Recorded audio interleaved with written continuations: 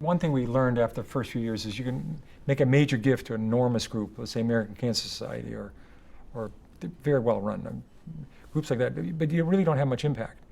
It's the small groups that you can start in the early phases, and sometimes they're not successful, but sometimes they are. They can really make a difference. So we've been what we call venture capital investing.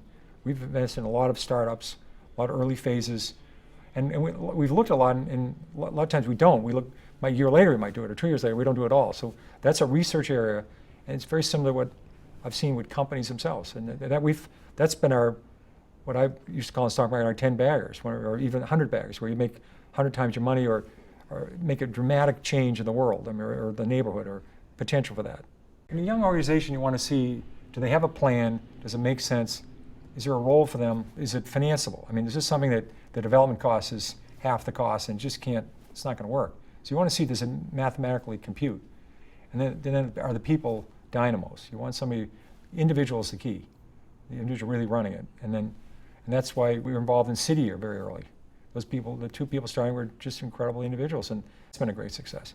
So there are programs that you can just see are going to work, and you hope they'll work, and they have a lot of potential. And a lot of times we'll tune in later. If there's a question mark, we'll say we're going to research it and see if there's a couple things, little things that we think need to be fixed, and then we go ahead later. When we're talking about the sort of the venture capital organizations, our goal for most of them is that we not be part of them for a long time. Our particular style is to take someone who's just beginning. It's always the first few years. No one knows who you are. You don't have a track record. You don't have a network. Those years are very, very tough. And Peter and I are willing to take a risk. We don't have all 100 baggers. Some of them don't work. They're all good ideas, and they're all good people. But sometimes they just don't work. But when they do, it's a really exciting payoff.